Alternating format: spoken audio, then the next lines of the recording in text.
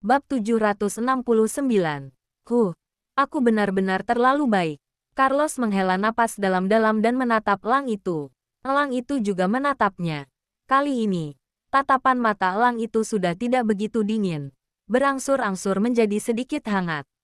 Carlos mengerutkan kening dan berpikir, jika memang dia tidak bisa memukulnya dengan kayu, maka dia hanya bisa mengambil risiko. Carlos dengan berani berjalan mendekatinya. Dia sekuat tenaga menarik cincin itu dari kaki burung elang. Burung elang itu memberikan peringatan dengan mengepakkan sayapnya. Carlos kaget. Kemudian elang menarik kembali sayapnya dan tidak menakutinya lagi. Carlos terus menarik cincin itu. Sambil menarik, sambil berkata, "Jangan bergerak. Aku hanya ingin mendapatkan kembali cincin ini, dan tidak ingin menyakitimu. Cincin ini milik mamiku. Harus kembali ke pemilik aslinya." Kaki burung elang itu juga terluka dan tidak bisa bergerak. Dia hanya bisa menatap Carlos. Setelah beberapa saat, Carlos akhirnya berhasil melepaskan cincin itu. Dia mengeluarkan tisu basah dari tas sekolahnya. Dengan teliti menyeka noda darah di cincin itu. Dan kemudian dengan hati-hati menaruh cincin itu ke dalam tasnya. Kemudian dia menggendong tas sekolahnya. Dan bersiap untuk pergi. Tapi, melihat kondisi elang itu, Carlos merasa sedikit tidak tega. Dia terluka dan tidak bisa terbang. Sekarang dia jatuh ke dalam lembah yang tersembunyi. Mungkin pemiliknya akan sulit menemukannya. Jika ada binatang buas yang datang dan menyerangnya, dia hanya bisa diam saja dan menunggu mati. Memikirkan hal ini, Carlos membuka tas sekolahnya. Kemudian mengeluarkan kotak P3K dan mendekati elang itu dengan hati-hati. "Aku akan mengobati lukamu. Jangan bergerak, mengerti?" Elang itu tidak meresponnya. Dia hanya menatapnya. Tapi tatapan matanya sekarang sudah menjadi lebih hangat. Carlos menggunakan alkohol untuk mensterilkan lukanya. Kemudian mengoleskan obat di lukanya. Setelah itu membungkusnya dengan kain kasa. Carlos sering keluar masuk rumah sakit. Dan ada staf medis juga di rumah. Jadi dia tahu semua langkah pengobatan sederhana ini. Tapi ia belum pernah mempraktikkannya. Sehingga membuat balutannya menjadi sangat jelek. Akhirnya, melihat elang yang dibungkus menjadi seperti lepet olehnya, Carlos menghela napas lega. "Aku yang berencana datang ke sini untuk mengamati situasinya. Khawatir akan terluka. Jadi aku membawa kotak P3K. Dan tidak kusangka, ini akan berguna juga." Elang itu tiba-tiba meraung, aruk, dan berperilaku sangat jinak. Carlos tertegun sejenak. Dan tertawa terbahak-bahak, "Suaramu terdengar seperti suara Roxy." Mendengar suara ini, elang itu membuat suara, aruk, yang lebih bersemangat. Seolah-olah dia merasa tidak asing dengan nama itu. "Roxy adalah burung beo kecil. Kamu pernah melihatnya sebelumnya. Burung beo kecil yang terbang untuk melindungiku waktu itu." Sambil berbicara dengan elang, Carlos juga merawat lukanya di tempat yang lain. Tetapi sayang sekali peralatan medis yang dia bawa terlalu sedikit. Ada beberapa luka yang belum diobati. Hanya bisa seperti ini. Carlos berkemas dan mencoba untuk menggendong elang itu. Tetapi elang itu terlalu berat. Dia tidak bisa menggendongnya. "Aku harus membawamu naik ke sana. Jika tidak, tuanmu tidak akan dapat menemukanmu. Dan kamu akan terjebak sampai mati di sini." Carlos menemukan batang pohon besar. Kemudian meletakkan elang di atasnya. Dan dengan sekuat tenaga menyeret batang pohon itu ke lereng bukit. Elang itu berteriak beberapa kali. Dan mata yang tajam itu berangsur-angsur menjadi jinak. Carlos menyeret elang itu sampai ke tengah bukit. Tangannya yang kecil dan lembut sudah penuh dengan luka. Dia mengibas-ngibaskan tangannya dan terus menariknya sekuat tenaga. Pada saat ini, tiba-tiba dari jarak yang tidak jauh terdengar suara yang familiar. "Tuan Muda Carlos, Tuan Muda Carlos, cepat keluar. Jangan menakutiku." Di depan terdengar suara para pengawal. Dan di belakang terdengar suara Tuan Besar. Carlos menoleh melihat elang itu dan buru-buru berkata, "Gawat, kakek buyutku membawa orang-orangnya untuk mencariku." "Gu, gu," elang itu berteriak padanya beberapa kali. "Carlos." Teriakan itu terdengar semakin dekat. Carlos mengerutkan kening dan menjadi sedikit ragu-ragu.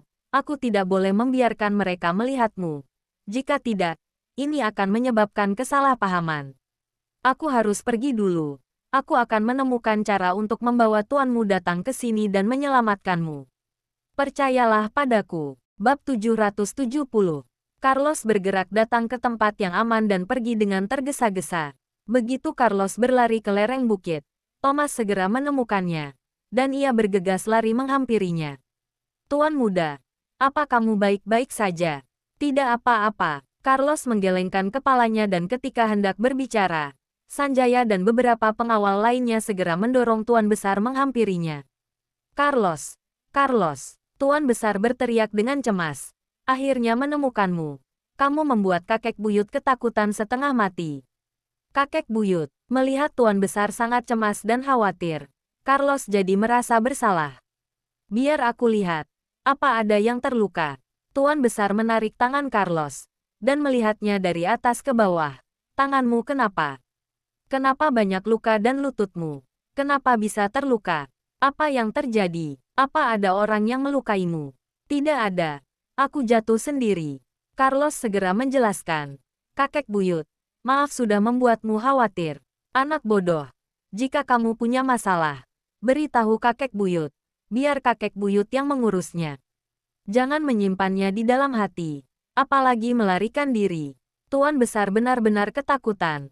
Sebelum dia sampai ke sekolah mengantar Charles dan Carla, dia menerima telepon dari pengawalnya, Andy, yang mengatakan bahwa Carlos telah melarikan diri.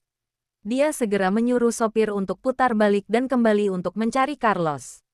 Oleh karena itu, Charles dan Carla tidak menghadiri kegiatan perayaan sekolah hari ini, mengkhawatirkan Carlos, dan mereka merengek untuk ikut pergi mencarinya. Tapi mereka berdua dipaksa pulang oleh Tuan Besar. Pada saat yang sama, Thomas yang menerima kabar itu juga bergegas kembali dan memulai pencarian bersama mereka. Setelah mencari selama setengah jam, akhirnya mereka menemukan Carlos. Aku hanya ingin mencari robot merpatiku. Carlos menemukan alasan yang bagus. Merpati keduaku dilepaskan dan tidak kembali. Ini lokasi terakhir sebelum aku kehilangan jejaknya. Jadi aku datang untuk mencarinya. Oke. Tidak peduli apapun alasannya. Yang terpenting adalah kamu tidak apa-apa. Ayo, kita pulang. Tuan Besar tidak ingin menanyakan masalah lebih lanjut di depan orang banyak. Dia hanya ingin membawa Carlos pulang terlebih dahulu. Ya, Carlos mengangguk. Thomas menggandeng tangan kecilnya dan bersiap untuk membawanya kembali ke mobil. Pada saat ini, Andy tiba-tiba berteriak, "Kak Thomas." Thomas melihat ke belakang, dan beberapa pengawal wanita dari keluarga Moore bergegas mengejar mereka, memegang senjata di tangan mereka dengan sikap mengancam. Apa itu keluarga Moore? Tuan Besar mengerutkan kening, dan memerintah. Jika mereka berani sombong lagi, maka tidak perlu sungkan lagi pada mereka. Baiklah, pengawal keluarga Wallace segera maju ke depan untuk menyambut mereka. Carlos mengerutkan kening. Gawat, dia hanya datang untuk mencari informasi mengenai maminya. Tapi secara tidak sengaja, dia telah memicu konflik antara kedua keluarga. Rupanya benar orang-orang dari keluarga Wallace. Melihat mereka, Naomi segera bertanya, "Kalian membawa elang peliharaan kami kemana?" Ada sebuah bukit besar di belakang villa kediaman keluarga Moore. Elang peliharaan mereka sering terbang bebas di sana. Kemarin lusa dia terluka, dan telah diobati. Tapi hari ini dia terbang lagi, kemudian menghilang tanpa alasan. Mereka segera memeriksa kamera CCTV, dan menemukan bahwa orang-orang dari keluarga Wallace benar-benar datang ke daerah Villa sisi utara. Mereka berpikir, kemarin lusa elang peliharaannya hampir melukai tuan muda mereka, dan berspekulasi bahwa mereka mungkin datang ke sana untuk menangkap elang itu. Jadi Naomi segera membawa orang untuk mengejar mereka. Pada saat yang sama, Paula melaporkan situasinya kepada Tracy, dan berkata dengan marah, "Pasti mereka yang membawa Roxy. Orang tua itu juga datang ke sini. Sekarang keluarga Wallace berada di bukit villa belakang kita." Tracy Moore yang sedang mengurus bisnis di ruang kerjanya. Ketika mendengar hal ini, dia segera meletakkan pekerjaannya. Kemudian bangkit berdiri mengenakan mantelnya dan berjalan keluar. "Kita lihat." "Baik, kami ke sini untuk mencari tuan muda. Tidak ada yang menyentuh elang peliharaan kalian." Thomas menjawabnya dengan dingin, dan bersiap membawa Carlos pergi. Tetapi pada saat ini, Naomi menambahkan, di sini hanyalah sebuah bukit. Apa yang kalian lakukan di sini? Ini adalah wilayah kekuasaan keluarga Mor. Bab 771. Wilayah keluarga Mor. Tuan Besar mencibir dengan marah. Lancang sekali. Ketika Naomi melihat Tuan Besar, dia tidak bisa menahan diri untuk tidak hormat dan tidak berani berbicara lebih banyak. Namun, Tracy memintanya untuk mencari Roxy, elang peliharaannya. Kemudian sekarang keluarga Wollens telah menerobos masuk ke wilayah villa sisi utara. Ini adalah kesalahan mereka, jadi ia tidak boleh bersikap seperti seorang pengecut. Jadi, Naomi maju ke depan memberi hormat kepada Tuan Besar dan berkata dengan hormat, Tuan Besar, Junior tidak berani membuat masalah di depan Anda. Tapi elang peliharaan kita memang telah menghilang, dan pemiliknya memintaku mencarinya dan membawanya kembali. Jadi, elang itu binatang buas dan sulit dijinakkan. Elang itu juga hampir melukai cicitku. Lebih baik dia hilang. Tuan Besar berkata dengan arogan. Kembalilah dan beritahu tuanmu. Di kemudian hari harus mengajarinya dengan benar.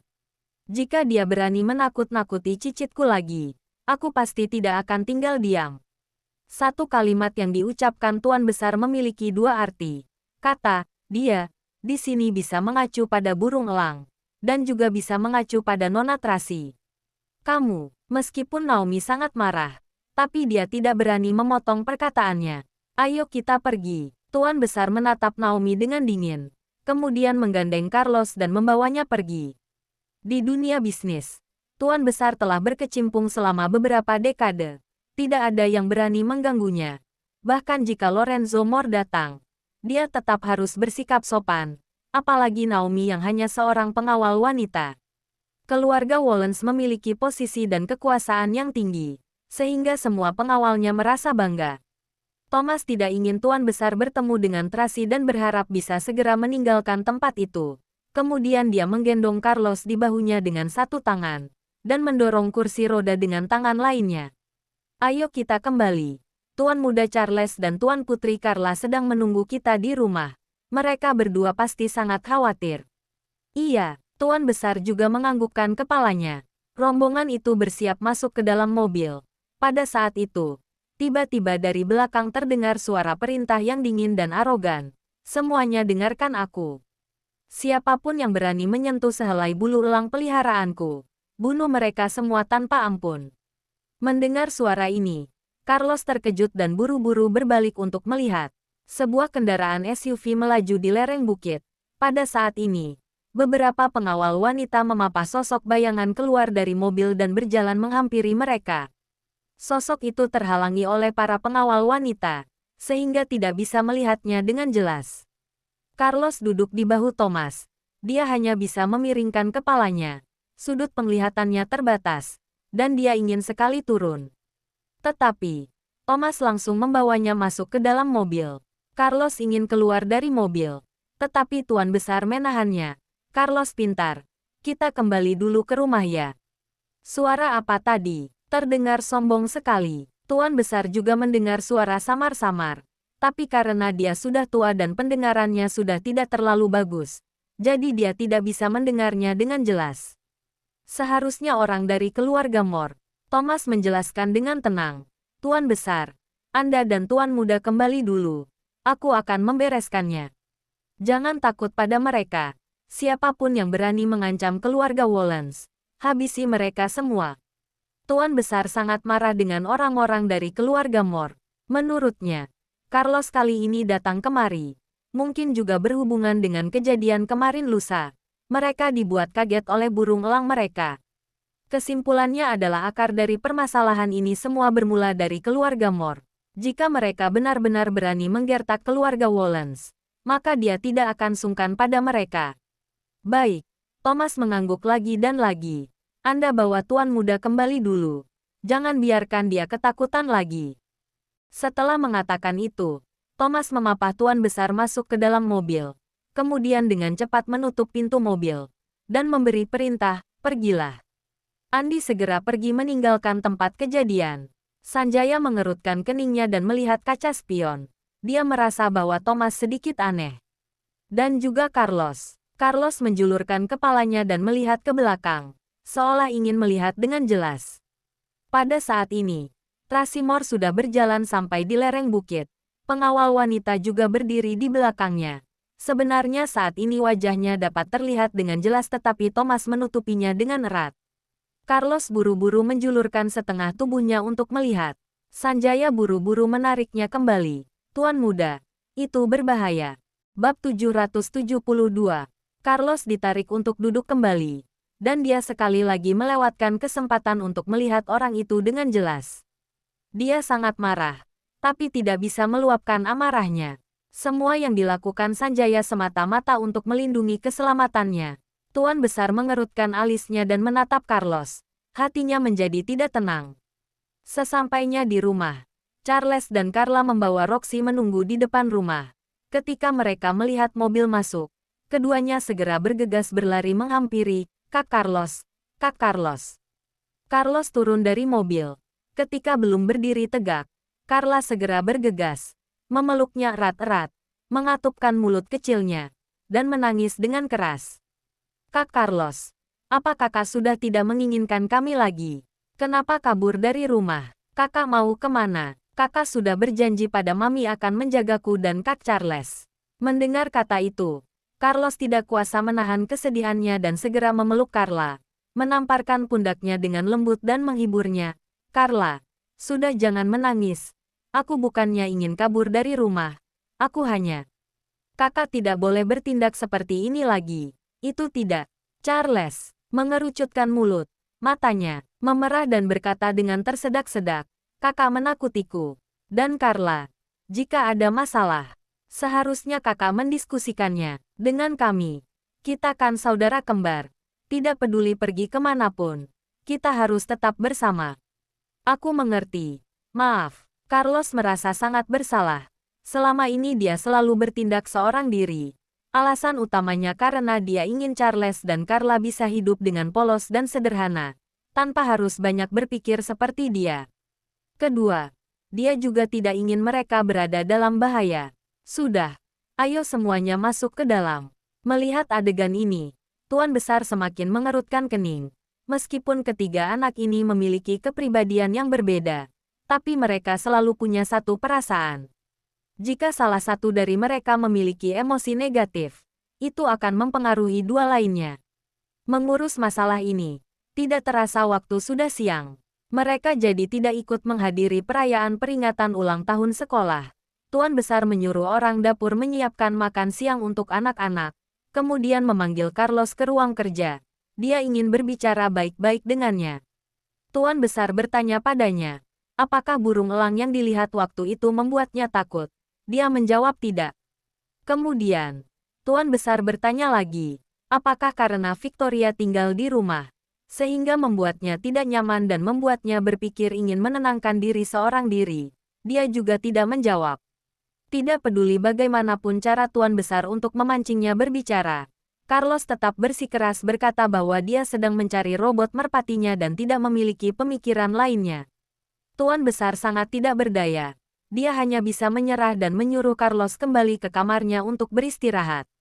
Carlos kembali ke kamarnya. Dia segera menyalakan tablet dan memutar video pernikahan papi dan maminya waktu itu. Kemudian dia memperbesar tangan maminya yang mengenakan cincin kawin, lalu mengeluarkan cincin emas hitam dari tas sekolahnya dan membandingkannya dengan teliti. Rupanya benar, ini adalah cincin pernikahan mami. Penemuan ini membuat Carlos menjadi sangat bersemangat, dan dia selangkah lebih dekat dengan keberhasilannya. Selanjutnya, jika dia memiliki kesempatan untuk bertemu wanita dari tuan rumah di villa sisi utara itu, dia bisa bertanya padanya tentang keberadaan mami. Namun, kejadian hari ini telah menimbulkan kewaspadaan bagi pihak lawan. Mungkin lain kali dia tidak akan bisa melarikan diri lagi. Carlos membuka tirai kamar dan melihat keluar. Rupanya kakek buyut mengirim beberapa orang untuk datang. Sekarang di perumahan rumah keluarga Wollens, di setiap meter dijaga oleh seorang pengawal. Masing-masing dari ketiga anak itu memiliki 4 orang pengawal yang bertugas bergiliran. Kemanapun mereka pergi, pengawal itu tidak pernah pergi dan terus mengikuti mereka.